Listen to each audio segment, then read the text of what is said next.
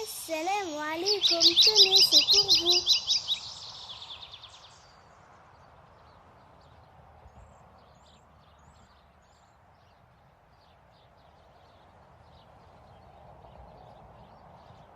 Tenez, c'est pour vous. Il ne nous reste plus qu'une famille à visiter et on a fini. Assalamu alaikum, Asiel. Tu vas bien? Wa alaikum salam. Alhamdulillah. Et toi?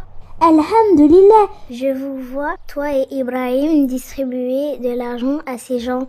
Vous les connaissez tous? Non, Maryam, nous sommes tout simplement en train de distribuer la zakat de nos parents. Ces derniers nous ont donné la responsabilité d'en donner une partie à ces pauvres. Masha'Allah, c'est une bonne action. Mais c'est quoi la zakat? Bonne question, Maryam. La zakat constitue le 3e pilier de l'islam. Elle consiste à donner, une fois par an, une part bien précise des biens que l'on possède, aux pauvres ou à d'autres catégories de personnes qu'Allah nous a citées dans le Coran, dans la sourate At-Tawbah. Les sadaqat ne sont destinés que pour les pauvres, les indigents, ceux qui travaillent, ceux dont les cœurs sont à gagner à l'islam, l'affranchissement des joues, ceux qui sont lourdement endettés dans le sentier d'Allah et pour les voyageurs. C'est un décret d'Allah et Allah est omniscient et sage. Masha'Allah, l'entraide a donc une grande importance dans notre religion. Effectivement, Mariam, les musulmans sont des frères. Ils doivent donc s'entraider. La zakat participe grandement à cette entraide. D'ailleurs, notre prophète sallallahu alayhi wa sallam nous a dit « Nul d'entre vous ne sera véritablement croyant jusqu'à ce qu'il aime pour son frère ce qu'il aime pour lui-même. » Si tu aimes manger à ta faim et vivre dans des conditions convenables, tu dois donc vouloir la même chose pour tes frères et sœurs qui sont dans le besoin. Mais pourquoi l'a-t-on appelé zakat au juste? Zakat est un terme arabe que l'on peut traduire en français par purification ou augmentation. Car la zakat est une purification et une augmentation et cela à plusieurs niveaux. Pouvez-vous me dire en quoi elle est une purification? Tout d'abord, elle est une purification pour le croyant qui obéit à Allah en distribuant sa zakat. En effet, elle purifie le cœur du croyant de l'avarice et de son amour pour l'argent. Elle le purifie aussi de ses péchés. Et enfin, elle purifie son argent d'une partie qui ne lui appartient pas et qui doit revenir aux pauvres. Comment se fait-il que cet argent ne lui appartienne pas, alors que c'est lui qui l'a gagné et qui le possède? Pour te répondre, j'ai besoin que tu répondes à la question suivante. Qui nous a donné l'argent ainsi que tous les biens que nous possédons? Allah notre Seigneur, le généreux. Exactement, Maryam. Donc en réalité, cet argent ne nous appartient pas, mais il appartient à Allah. Et Allah nous a ordonné de redistribuer une partie de ce qu'il nous a donné aux pauvres. Donc cette partie ne nous revient pas, mais c'est plutôt un droit qu'Allah a accordé aux pauvres. Barakallahu fiki. C'est beaucoup plus clair maintenant. Revenons à présent à la purification que constitue la zakat. En plus d'être une purification pour le croyant, elle est aussi une purification pour la société tout entière. En effet, la zakat purifie la société de la pauvreté, de la jalousie qui peut exister entre les riches et les pauvres, mais aussi de l'injustice telle que le vol et les agressions.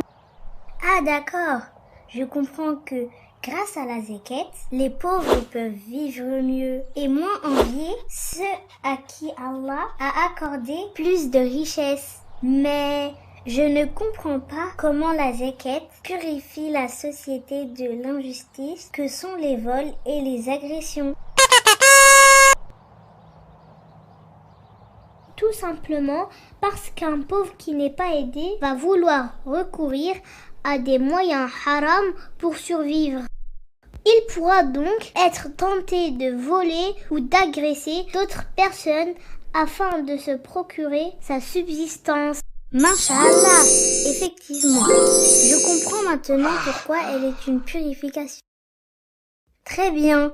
Pouvez-vous me dire à présent en quoi la zakat constitue une augmentation? Bien sûr, Maryam. La zakat est une augmentation pour le croyant qui s'en acquitte, mais aussi pour la société tout entière. Pour ce qui est du croyant, elle permet d'augmenter sa foi, car la foi augmente lorsque l'on obéit à Allah, en s'acquittant de la zakat par exemple. Elle permet aussi d'augmenter les biens et l'argent qui lui restent. Ah bon? Pourtant, lorsqu'il donne une partie de son argent, sa richesse diminue, non? En apparence, oui, sa richesse diminue. Mais auprès d'Allah, elle augmente. Car Allah lui accorde sa baraka dans ce qui lui reste comme richesse. C'est pour cela que notre prophète sallallahu alayhi wa sallam nous dit: l'aumône que l'on fait ne diminue en rien les biens dont on dispose. Cela veut dire qu'une aumône ou un don ne diminue jamais les biens de la personne qui donne. De plus, notre prophète sallallahu alayhi wa sallam nous informe que tous les jours, un ange fait une doua en demandant à Allah d'enrichir toute personne qui dépense fi sabilillah. Enfin, comme je te l'ai dit précédemment, toutes les richesses appartiennent à Allah et c'est lui qui les distribue comme il le veut.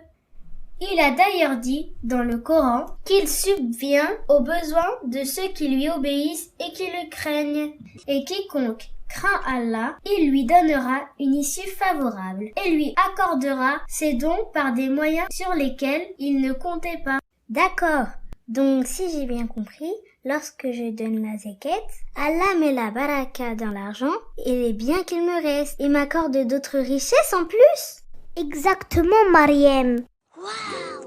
Et pour ce qui est de l'augmentation pour la société tout entière, la zakat permet d'augmenter l'amour entre les croyants à travers l'entraide et ce soutien mutuel qu'elle représente. Elle augmente aussi les liens de solidarité. Masha'Allah, la zakat comporte vraiment beaucoup de sagesse. Je ne m'attendais pas à autant de bienfaits. Louange à Allah qui a fait de nous des musulmans. Alhamdulillah. Il nous reste encore une partie de la zakat de mes parents à remettre à une famille pauvre du quartier. Que dis-tu de nous accompagner? Avec plaisir, Asia. Assalamu alaikum.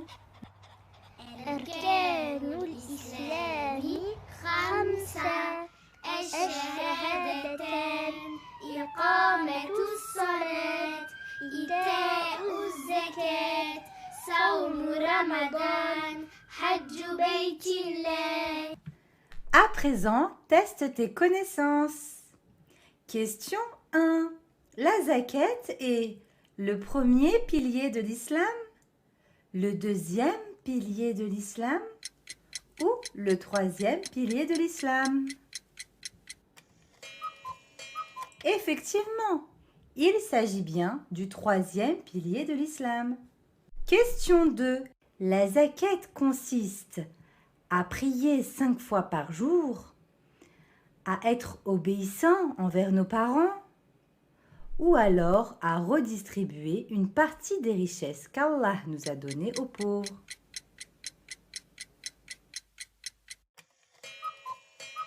Tout à fait. Il s'agissait bien de la troisième réponse. La zakat consiste à redistribuer une partie des richesses qu'Allah nous a données aux pauvres. Question 3. Notre argent appartient à Allah et doit être dépensé selon ses ordres. Nous appartient et nous pouvons le dépenser comme nous le voulons. Doit être donné en totalité aux pauvres.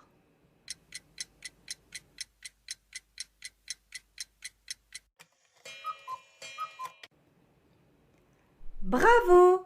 Notre argent appartient à Allah et doit être dépensé selon ses ordres. Question 4.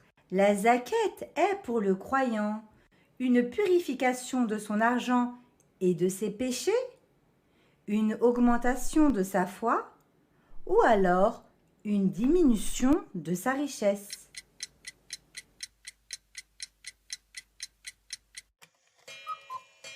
Il s'agissait bien des deux premières réponses, une purification de son argent et de ses péchés, mais également une augmentation de sa foi. À présent, récite à ton tour le petit poème sur les 5 piliers de l'islam, avec Asia, Mariam et Ibrahim. أركان الإسلام خمسة الشهادتان إقامة الصلاة إيتاء الزكاة صوم رمضان حج بيت الله. Voilà, cet épisode est à présent terminé. S'il t'a plu, mets un petit j'aime et partage-le avec tes amis. À bientôt sur le site de la Madrasa Animée.